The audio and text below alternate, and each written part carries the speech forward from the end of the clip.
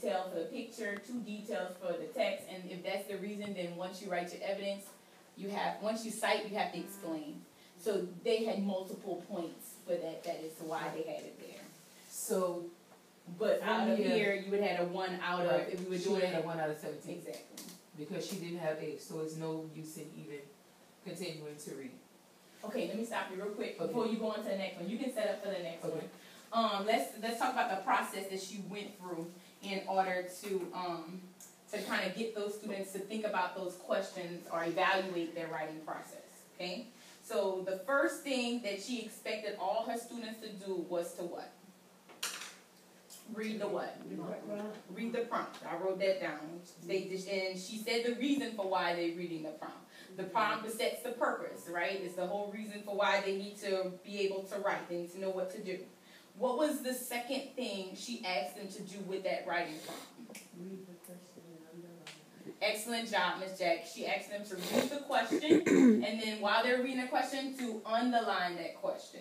And she said there was a reason why she expected them to underline that question. Because with the race strategy, they had to be able to what?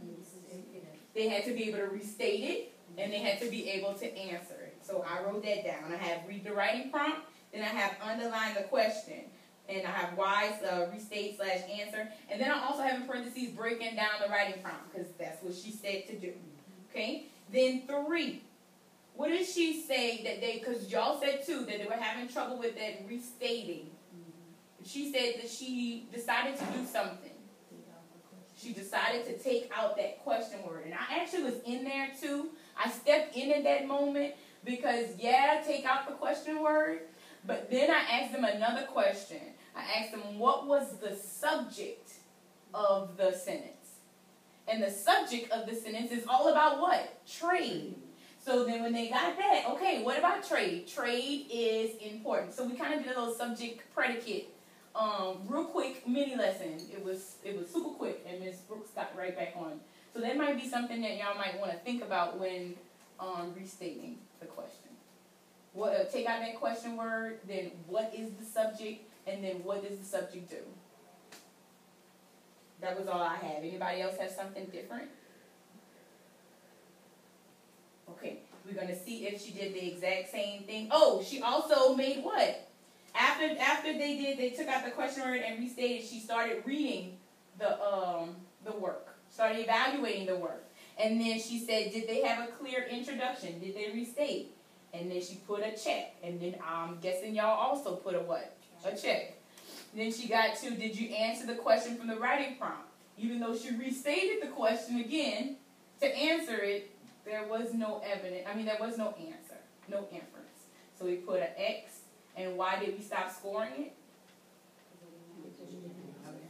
She didn't have an answer. There's nothing to support.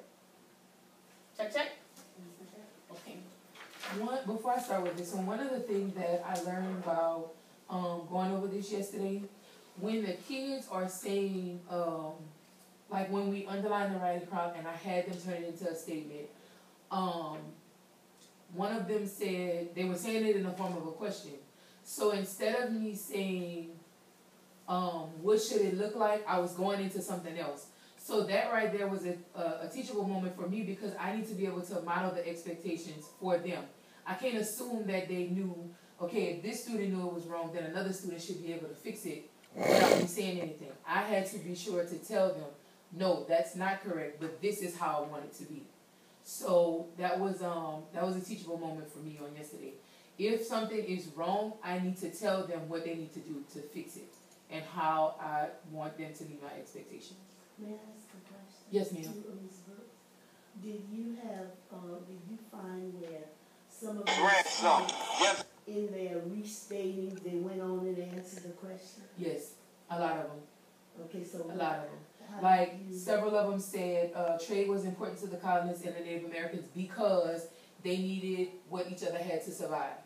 And so when I went over and did the writing conferences with them, and I saw that, I would say trade was important to the colonists and Native Americans, period. I think, or I believe it was important because they had what each other needed to survive. That I did one-on-one. But a lot of them did do that in the beginning. A lot of them did. Okay, so this is another writing. It's not the same student, and the writing prompt is not on the same page. So I'm just gonna go put this over here right quick so we can see the writing prompt. Again, I did the same thing. Why was trade important to the colonists and the Native Americans? Give at least one detail from the picture and 2 details from the text to support your answer. We underline the question. We underline 1 detail from the picture and 2 details from the text to support our answer. So they already know I need to be able to have 1 detail from the picture and at least 2 details from the text. I can have more, but I cannot have less than 3. Then we went on to restate, scratched out the question word, and talked about the subject this time with the second go around. Alright, so this student said, trade is important to the colonists and the Native Americans. She has her R. She clearly stated she has a clear introduction. So she receives a check under the yes column. Then she says, I think trade was important to the colonists and Native Americans because they trade their food and clothes to survive. That's what she believed the reason why trade was so important. So she answered the question from the writing prompt. So she received a check in the yes column. So now I know that I need to continue reading to make sure that she has evidence and that she explained her evidence to support her A. The text says the Native Americans and the colonists traded clothes and deer to survive. This shows that Native Americans and the colonists have been trading many things. We stopped right here, and this was kind of like a hard part for us because on the race strategy, C is where you cite, E is where you explain. Most of the kids were C is where you cite, E is where you wrap it up. So for every C, we have an E immediately following. So if they have to cite 3 things, they should have a C1, an E1, a C2, an E2, a C3, and an E3, and then a concluding sentence. And that's how we came up with the S for races, because when they were doing all the C's and then all the E's, they were citing 3 details, 1 from the picture, 2 from the text, but they were only explaining 1. So they wouldn't get all the points under E. So in order to ensure that they were getting the maximum points, after they cite, you have to provide your explanation. After you cite, provide your explanation. After you cite, provide your explanation. So she said, the text says Native Americans and colonists traded clothes and deer to survive. So I know that's her first citing evidence. So that's a C1. This shows that Native Americans and colonists have been trading many things. She explained that she understood what the text said in her first citing. So that's an E1. The text says the Native Americans and the colonists learned how to grow crops. That's her C2. This shows that Native Americans and colonists are growing corn, beans, and squash. That's her E2. She did still take some information from the text, but it wasn't directly from the text. She explained that she understood that they grew crops by providing examples of what crops they grew. Then she said, for example, and I added in the photo right here, the men are trading cloth and food. So that's her detail from the photo. So that's her C3. This means that the men are not selfish to one another, and that is her E3. In conclusion, trade is important to the Native Americans and colonists because they made sure that they both traded what each other needed to survive. And basically what she did was, and I did help her with this conclusion because we had not talked about conclusion in isolation. So for the most part, she said in conclusion, trade is important to the Native Americans and colonists because if one of the person dies, you can give it to the person and they give something back. Which it wasn't too bad to say she did it on her own. So I kind of like guided her to some better wording to wrap up her conclusion. But she was the only one that wrote a conclusion.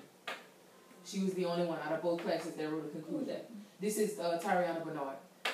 She was the only one. So going back to our checklist, do you have evidence to support the topic? She had C1, C2, and C3. So she would get 3 checks in that box because they were required to cite 3 pieces of evidence, 2 from the picture and 1 from the text. So she would receive 3 checks in that box. Do you have an explanation to support your evidence? She would also receive 3 checks in that box because she has E1, E2, and E3. Did she use transition words? The text says, and those are all transition words that we got off of the race anchor chart. The text says, For example, this means, this shows. So she has her transition words. So she would get her 3 points for that. Did she use specific language vocabulary from the passage? She did. Native Americans, colonists, survive, crops. You know, it could go on and on and on about the vocabulary that she used from the passage. And then did she have a conclusion that summarizes the information explained? If I had to grade it solely on what she wrote the first time, I would have given her a 0. Because her conclusion did not fully wrap up what she said in A. She said that if somebody dies, you can give the person something back. She didn't say anything about that in A, so I wouldn't have given her the point. However, if she would go back and fix what I said, then I would have given her the point. And you mean the 0 for conclusion? Yes. I'm sorry. She would have got a no in the check. I'm sorry. I'm keep saying points. Miss Smith is looking at me like, what? She would have got a check in the no column for the conclusion. And so based on the amount of checks, that's how we would give her final score, which would be a 16 out of 17. Most of the students, yesterday when we had them working on their writing alone, they were going back and checking off. I have a clear introduction. I have my writing prompt. And if they had 2 C's, then where can we pull more information from to get our 3rd check to make sure that we have all our points? Jaqueline Stainsbury is a student that when we went over this and we talked about conclusion, he put a check in the no column because he didn't know how to do a conclusion. So I appreciated that he was honest. He didn't know how to do it, so he put a check in the no column. And I was like, okay, well now I know where we have to work with you. I know we need to focus on the conclusion. Because you said based on your checklist that you have everything else. Now, of course, I'm going to go back and check. I'm just not going to take that word. But he was honest with the conclusion because we had not talked about conclusion in isolation. So this seems to be working with them. And then I asked Ms. Prum yesterday, I was like, okay, how does this align with the rubric that they're going to use for that the state is going to use? It aligns because it's from the standard. So instead of overwhelming them with the rubric, this is like a kid-friendly a student-friendly version where they can feel comfortable. Yes, I know I have an R. Yes, I know I have an A. Oh, I'm missing a detail from C. I need to go pull something from the text or something from the passage to get all my points. And this is easily fixable. I mean, you can tweak it to fit, however many details you have. It just so happened this writing required 3 details. So. And with that being said, I'm going to just drop the mic. I don't have anything else to add to that. Any questions? Okay. So writing evaluations, basically we are asking that the teachers go back and model a think aloud of how to evaluate your writing using the writing checklist. Notice she didn't recreate the wheel. She used what she already had, the evidence that she already had in order to do that. The student samples that she already had. Okay, and she just put them under the camera and they went through that checklist and they were able to, she had some good ones, so she was able to show the good, the bad, and the ugly. Okay? So we want the students, so the teacher would model that think aloud, and we want the students to evaluate their writing using the writing checklist. So you may ask, what you going to do for your development time? For your development time, you're going to practice modeling a think aloud. Okay? So just pair up and practice modeling that think aloud. I have some more writing checklists. So really and truly, all you're doing is getting the evidence, getting your writing samples, put it on the side. Okay, use your partner, use Ms. Smith. Ms. Smith will be the student. Let's model this think aloud of what is expected in that writing. Questions? No, yes, I have. A question that addresses the whole group, or just me and you? No, well, it's not really a question. It's a comment. Okay. This checklist is much easier because there is a checklist that we use for Engage New York. Mm-hmm. But because this was introduced to us, and it does align, but this one is a little shorter. Okay. And the students were able to go before they did the final draft